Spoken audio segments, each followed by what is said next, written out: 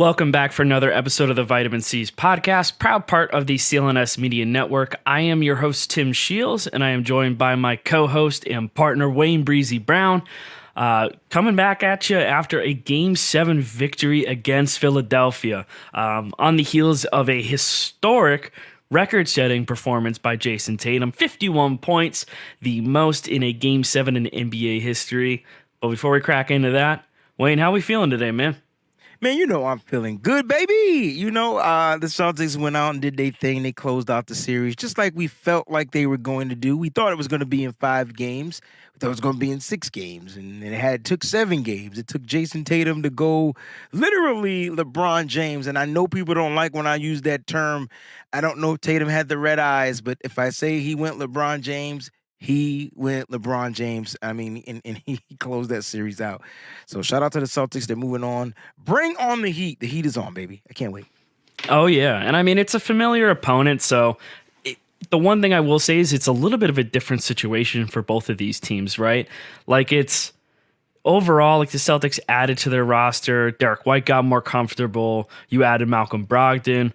Rob is a lot healthier. So I think that adds some more wrinkles to it. I think you're going to be seeing a little bit more of a change in the way that they're going to attack things because they've got the ability to throw more bodies out there. But my initial thought is I really wish that they weren't playing the Heat. Because, I think that they could beat them. And I've said this before, but my heart is telling me 5 games. My brain is telling me 6 games because Eric Spoelstra is a fantastic coach. I think you could probably argue, despite how good Joe Mazzulla has been as a rookie Greenhorn head coach, Spoelstra is still the best coach that's left in the playoffs. He's arguably the best coach of the NBA.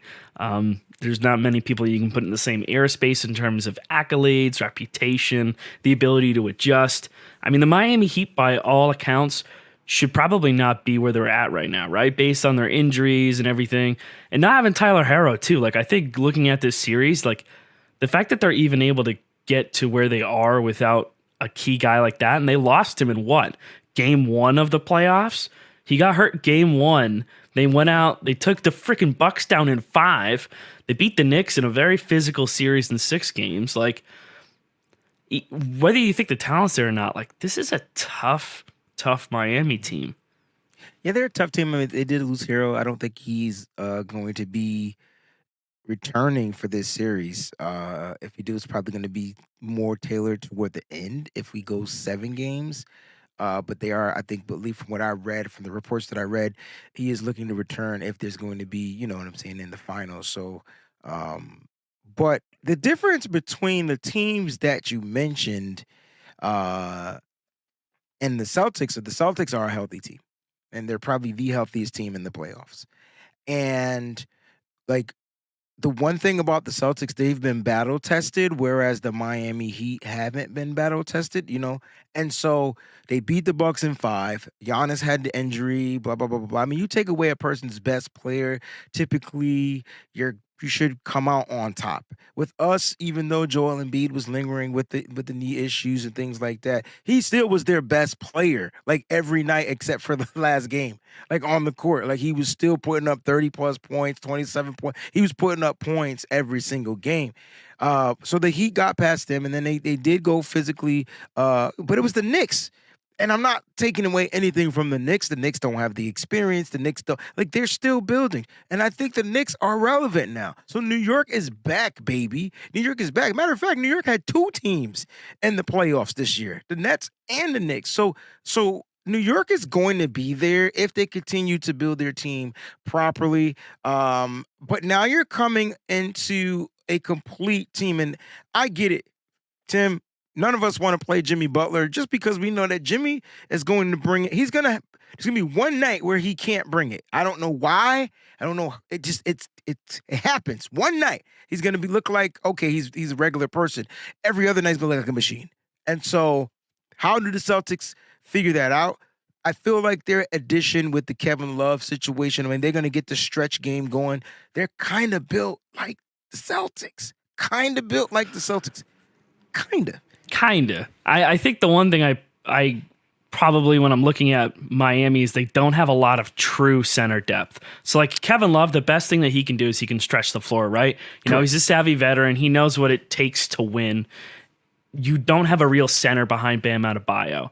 And the way that I look at that matchup, you just got to take Bam out of the pick and roll. Like that's the one thing that they did right against Philly, and we do. There is something I do want to talk about Philly with because we did call this. I'll finish this thought and then we'll get to that really quick.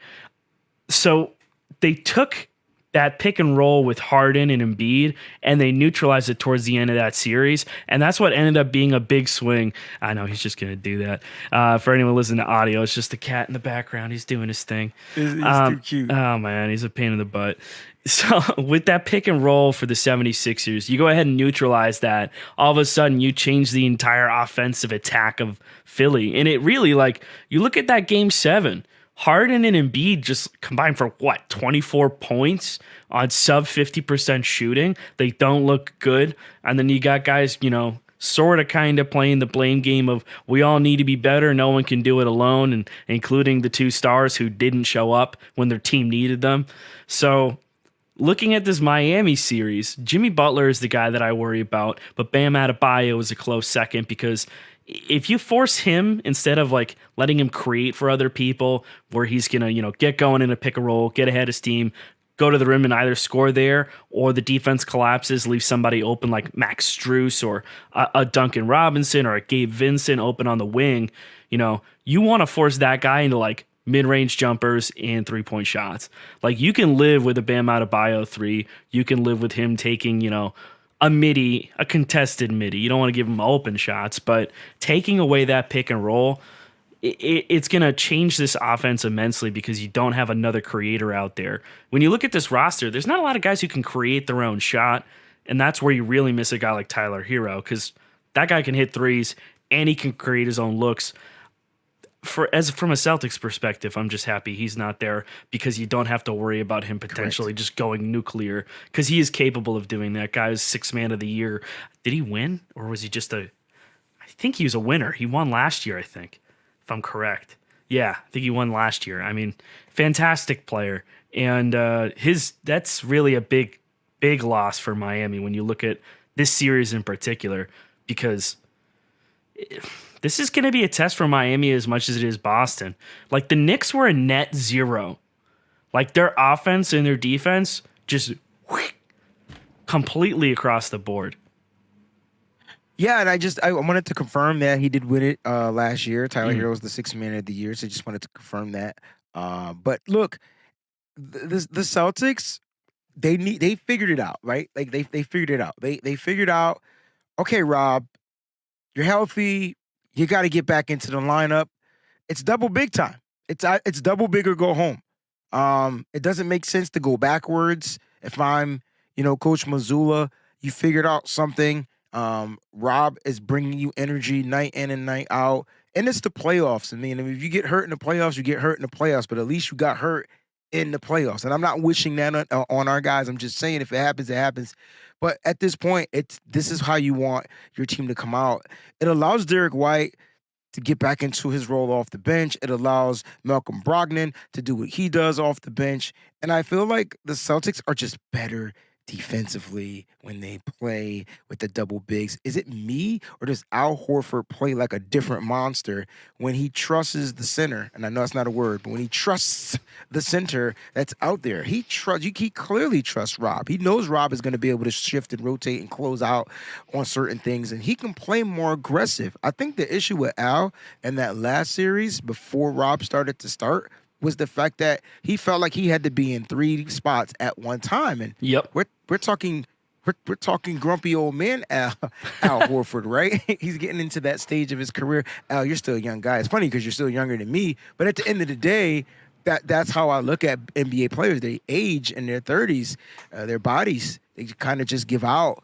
And so you saw that, and it was just like, Tim, something is going really well for us. And the fact that, Jason Tatum was able to turn the button on. He ignited the button game 6. He goes on that crazy scoring streak to help win that game. And then there was no looking back in game 7. And I was so kind of tight. I mean, I know a lot of historians, especially Bostonian historians, didn't want him to break Havlicek's record, but damn it, he only needed 5 more points, and it was plenty of time. And I know you don't want to risk injury, but 5 points, that's 2 threes. Is that Havlicek record? Is it the most? It was Havlicek's record at 54 points. For the most in a playoff game? I think it was in a playoff game. Okay, because I know oh yeah, that would make sense because technically, yeah, because it's the most in a Game 7 in NBA history. That's what Tatum broke. He broke Curry's record. Yeah, that Curry's and he did it more efficiently, right? I think that's the crazy thing. And you look at it again for another angle. I think he's the only player. I think I saw this on StatMuse. There's only one player in history to ever have 50 points with 0 turnovers, and that's Jason Tatum. 0 turnovers. Like, you're talking about an efficient game. You know, he did everything that you could have asked of him to do. And I think that's huge going into this series, right? Like, you got a statement game from Tatum. Like, that was probably one of the best, if not the best game of his career, because it looked effortless. Yes. It was clean. He wasn't forcing shots. He wasn't forcing looks. He paced the Celtics offense entirely. Like, just set the tone. Dominant, energizing, all of the good buzzwords that you can pack into one sentence. He just was doing everything that you needed him to do. And going into this Miami series, they know what they're going against. They definitely have a chip on their shoulder because they think about back to the bubble, man. Like, that bubble championship, there's a real chance for them to be there. All 4 teams, Tim. Bubble teams. And yeah, someone was talking about that, but you look at the rosters, they're just so Totally different. And that ties into the matchup with specifically Miami. Not only are they missing Herro, but they don't have PJ Tucker anymore. No. Just tell me, like, off the top of your head, who's going to guard Tatum? Who's going to guard Brown? You also don't have Victor Oladipo, who's out because he tore his, it was his meniscus. He tore his meniscus. So he's out for the rest of the season, going into next season.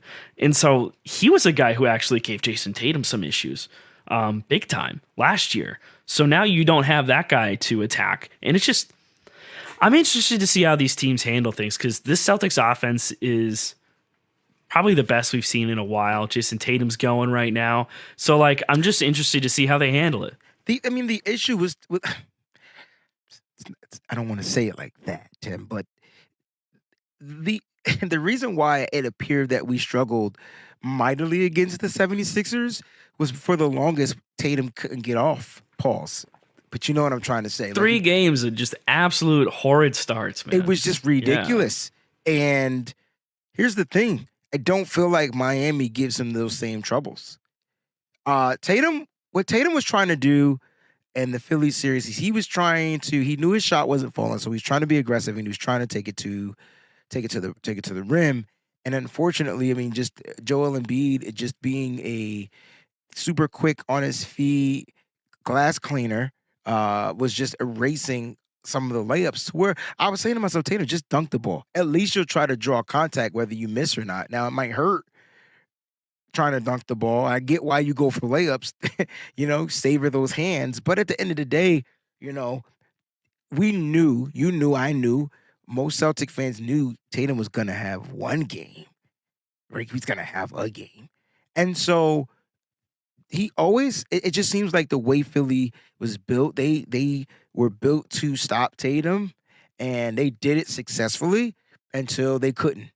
And it is what it is. Now, going into this Miami series, I don't think anyone's going to give him those problems. And if Tatum has that aggressive mindset and he's able to beat those guys around that block to get to that basket, he's going to he's going to go off inside, which is only going to open up the outside shots for the players. And players just got to knock their shots down. And so, we're not even talking about Jaylen Brown yet. But in the series against the 76ers, I mean, I want somebody else to grab his leg. Just do it. Because that right there changed the energy of the game. It was that flagrant. It was that flagrant and Harden. Like, it's just a complete momentum changer. Yeah. Were you going for the soundboard? Yes, I was. I got to give you the ding ding. Because that's what it was. All right? And it's just like, you look at Jaylen Brown and you're like, man, he's really good. He understands the game. He's starting to understand how situations are set up, and he's not afraid to take shots. And I think in these playoffs, shout out to Jaylen Brown. Is it 5 times in 6 years he's been in the playoffs? Yep. Jesus. That's why he's uber UBER confident when he shoots the ball. Whether it goes in or not, it doesn't faze him. And that's what makes Jaylen Brown like electrifying. And so opening up this game in Boston is going to be crazy on tomorrow night. Like, I can tell you, it's going to be packed out to the max. And don't get it twisted, right? Like, Jimmy Butler is that dude. He's that dude. He is like a Jaylen Brown, Jason Tatum, kind of like combined. Like, he has the swag of Brown and the skill set of like a Tatum. And then he has experience, and a lot of people aren't talking about that. And for some reason, he's not aging. At some point, you're like, damn it, he's got to be getting older, but he just doesn't. He finds ways to continue to get better. So you said neutralize, find a way to kind of like, for me, minimize him, but take out Bam. Like, take out Bam. No one else is going to score. They'll get a couple of threes, call it a day. My only concerns with the Celtics, Tim, is can they please, for the love of God, stop leaving people wide open? Yep. That's huge.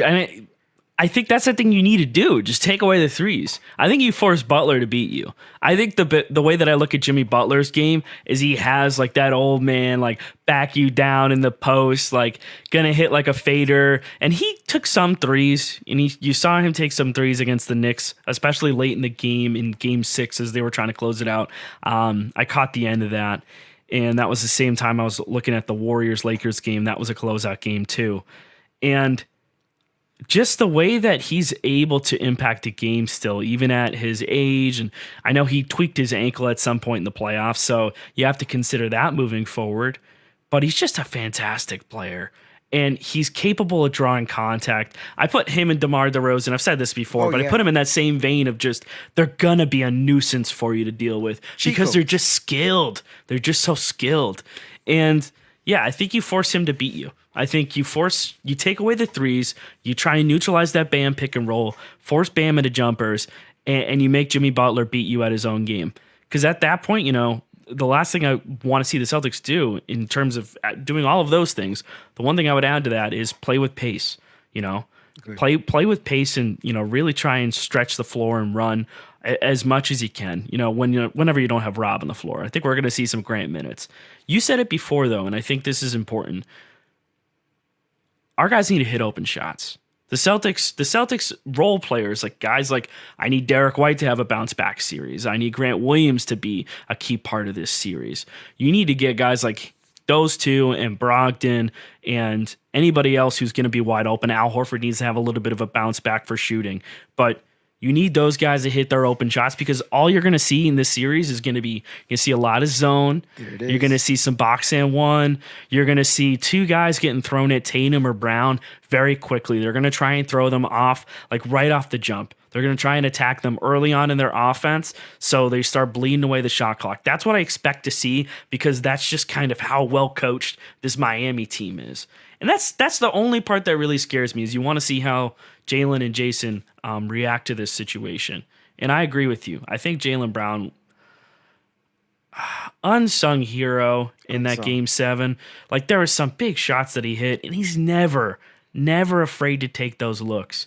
Whatever. I'm you want to scratching say. my head though, but he's not. You know what I'm saying? Like Jaylen, that's kind of deep, right? And then he drains it. And then you're like, all right, never mind. I don't Steve Kerr said the same thing about Curry for a while. It was like Curry would take a 3 and he'll be like, man, like, what the hell are you doing? And like, before he can even get the words out of his mouth, like splash, bottom of the basket. And he's just like, all right, like I can't even, how am I supposed to get mad at you or reprimand you if like they're going in? Like every shot's good if you hit it.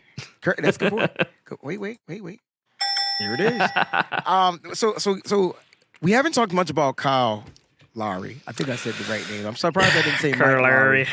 But if you guys watch Bad Boys, you know who Mike Lowry is. But anyway, seriously, Kyle Lowry, look, he's not the same offensive type of a player that he used to be in his Toronto days, but he too is a Celtics nuisance, right? Like he is a bugaboo. He's a gnat. He's somebody that tries to get up under the Celtics skin, and typically he does.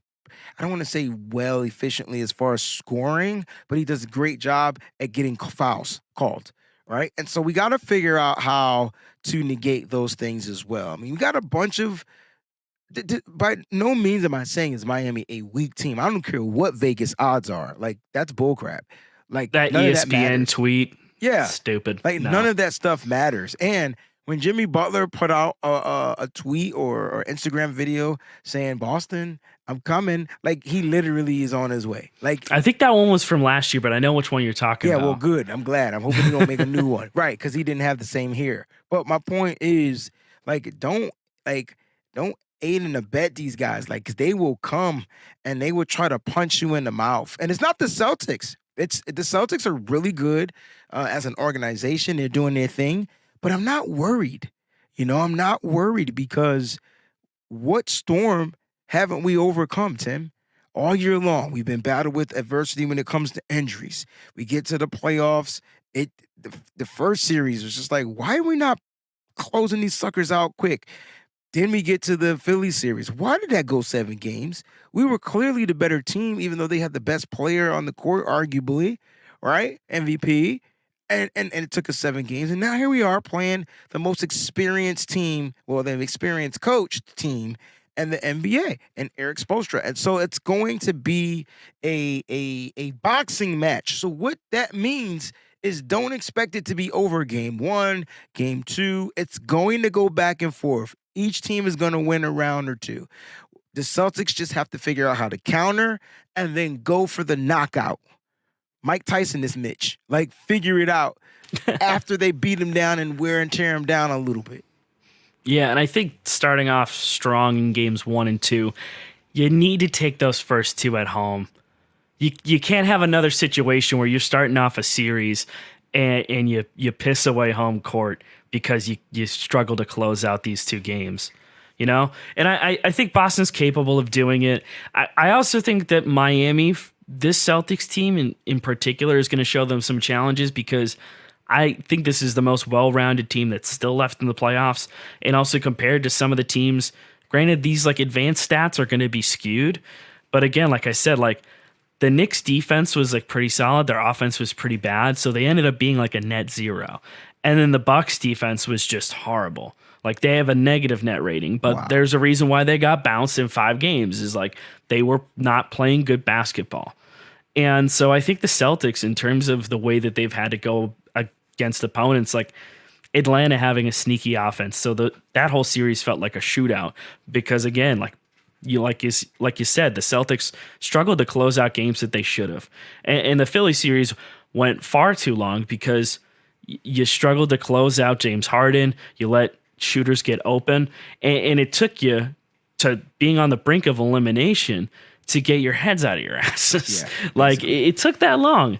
And so, I'm hoping that after Tatum's performance and the way that the team rallied in game 6 and 7, especially with a massive blowout in game 7, like got to come ready into game 1. And Al Horford also did something apparently during this today's practice. So today being Tuesday, they had practice. Apparently Al Horford kind of rallied the troops because we're playing a little bit loose. Malcolm Brogdon said, Al Horford kind of brought everybody together and said, tighten it up.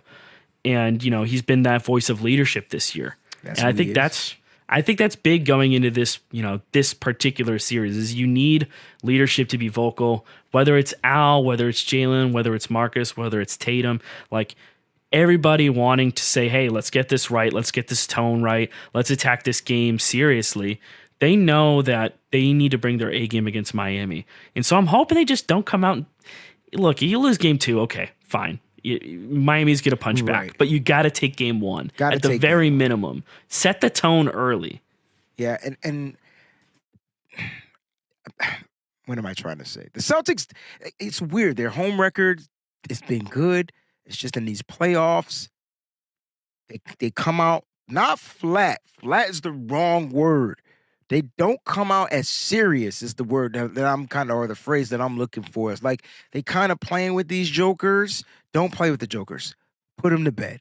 Right from the beginning of the game, you said it best, set the tone, and then put these suckers right to bed. You don't want to give them any good juju. And actually, you want them to come out game 2 after you beat them down in game 1, trying to fire back, and then you find a way to overcome that. Celtics Yep. need to take the first 2 games at home.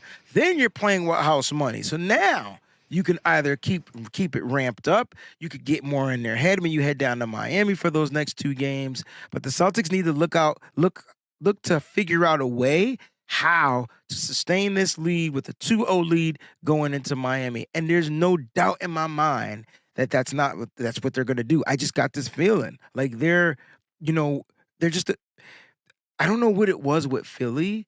It was the rivalry. But there's no really big rivalry with Miami. and Boston. Really?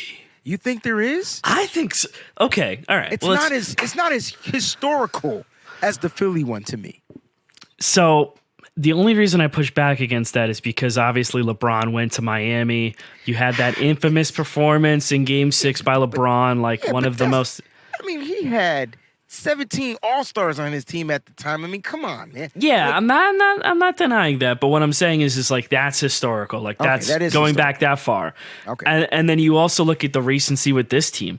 This is the 3rd time in the past 4 years that these teams have met in the Eastern Conference Finals. They met in the bubble, they met last year, now they met this year. It's not enough, Tim. In the words of Paul Pierce, this ain't no rivalry. You know what I mean? I get what you're saying. I get what you're saying. I only acknowledge the fact because, at this point now, it's been these 2 teams facing off 3 of the past 4 years. That's consistently there. You know? Tell you what, everybody that's watching the show, inside the comments section. Oh, yeah. Let us know in the comments. If you think that this is a rivalry, Miami and Boston. We would love to know from your thoughts. I feel like historically it's not. Tim feels like after history, it's been bang, bang the past decade. So you know what, Tim? It's past 2 decades. So Tim could be right. I could be right. We want to know from you, though. You guys are right. I think if you're taking a dive in the Wayback Machine, you're going back to the 80s and stuff and the 70s, then yeah, you're talking Philly. I think that's a long, long history rivalry there. Right. But I think in terms of the 2000s, the 2010s, and now the 2020s, yeah, I feel like it's definitely the Heat and the Celtics. I'm interested, though, to see how long that lasts because Kyle Lowry, Jimmy Butler, getting long in the tooth. How long is that going to go on for? They're going to have to blow up this roster at some point. What's going to happen? What happens if you fall short again this year? And so, those got to be the thoughts that are lingering in the back of that whole team's mind. I know that this rematch was on their mind. Max Strus said as much, I think in the practice that they had the other day, so it must have been Monday. Monday they were having this practice. So this Miami team's got some motivation coming into this. And I want to pose this question to you before we wrap up. 2 questions. One, what is your official prediction in terms of games? Obviously, we're both going to say Celtics, but in how many games? And then 2, who is your X factor for both teams? It's a great question. I want the Celtics to win this in 5. But that's what I want. But you know what? I have a funny feeling it's going to go 7 games. And it's the Celtics will have a lead. Miami will push back because it's a rivalry. And the next thing you know, it's going to end back in Boston. See how we did that there? And 7 games. It's going to go 7 games. It's going to be great for the NBA. It's going to be great for both cities. It's going to be great for the fans that can't get to both cities. And so I want this. I don't want it to go 7 games, but I just got this funny feeling that it's going to go 7 games. And as far as X factors, you already know Tatum is going to be the guy and Jimmy Butler is going to be the guy. You got to figure out how to. I hate 3-point shots, especially when they're coming from the opposing team. And so you Me got to too. figure out how to negate, but you got to figure out how to negate Duncan, and you got to figure out how to negate Kevin Love, because that's all he's going to do. It's all they're known for now. They're not the inside. He's not an inside the paint guy anymore. He's going to be looking for threes, and the only thing that scares me about our Celtics is they leave shooters open, which I don't know why. And so don't leave him open, right? And so Mhm. those might be those kind of X factors to help him win those kind of games. The cool thing is, you don't have to worry about Jimmy Butler taking a 3-point shot like James Harden. That ain't his game. No. But if you give this motherfucker a little bit of space in the corner, he's shooting it up and it's going in. So it's like, that's where he's going to be. That's where he's going to shoot. Yeah. So Who's your X factor for the Celtics? And it Good doesn't have question. to be any of the main guys. Like, think of someone on the bench I- or the rotation you think is going to step up. I think Grant is going to get more minutes, and Grant is going to have. This is Grant's playoffs right here. He's fresh as heaven. He's fresh as heck, right? He has, and he's going to be ready to come in and do one thing: hustle and shoot the open shot, because he's going to be left open. I think Grant has 3 good games in this series. I like that prediction. I like that. I don't think it's going to go 7. In terms of this series, I'm sticking with this. My heart says 5. My brain says 6. I think the first 2 games are going to tell us a lot. But I think non-biased, being fair to Miami and how good of a team they are, I think this goes 6 games. I think this goes 6 games with the Celtics taking it. So we'll see how they respond. I think that's really those first 2 games are going to tell us a lot of where this series is going. And in terms of the margin of victory, it's going to be physical. And I just want to see how the Celtics kind of deal with that, how they counter, how's the 3-point shooting, and mainly outside of the big name guys, who's going to perform. In terms of X factors, I think Kyle Lowry's going to be a pain in the ass.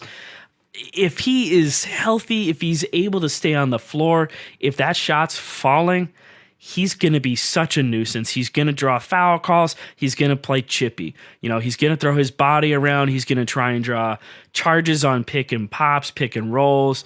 You've seen that before where he took Grant Williams completely out of a play, strictly just sticking his ass out and tripping him up. So that's just stuff that he's going to do.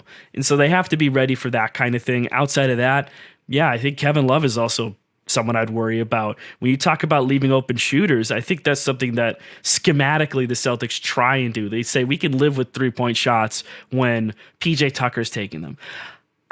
It still burned them a couple times, but for the most part, it was a fair strategy. You cannot do that with Kevin Love. No. Kevin Love will hit those shots. You cannot do that. So they got to be ready to adjust to that. And I think that's why, when I talk about before with their offense, you want to go ahead and try and take away pretty much everybody else, take away the 3-point range, and just, stick to your man and let Jimmy Butler beat you.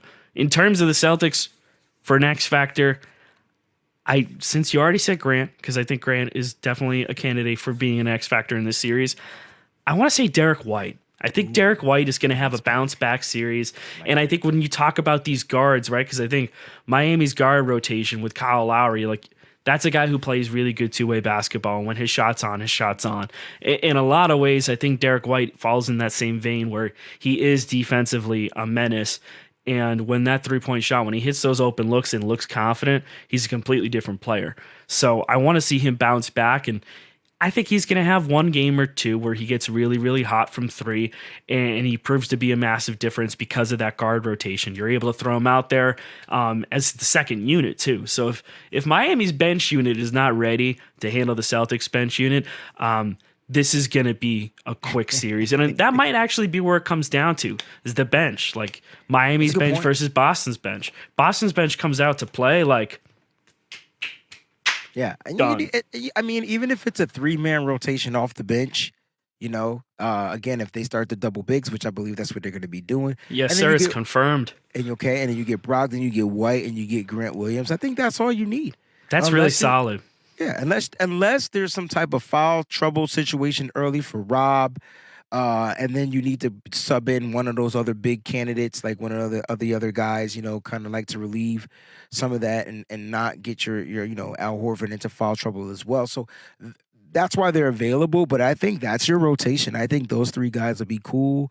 And the reason why I love Grant is because now you got to force somebody to play big enough on him if he's on that floor. And so like when they're doing their rolls, they're doing their picks and they're doing all those screens and he's open in the corner, all I'm asking Grant to do is shoot the shot. I don't care if it doesn't go in. That's the look you want every single time. And we've seen him turn up in the playoffs with that shot. I just feel like he's going to give you 3 of those games.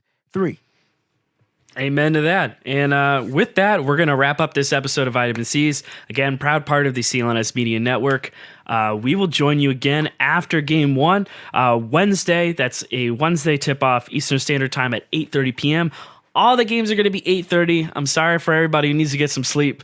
That's just how it is. I don't make the times. I will tell you about them, though, when they are. And other than that, it's a wrap for today. We'll catch you next time. Cheers. Sign up at FanDuel.com/Boston and make every moment more on America's #1 sportsbook.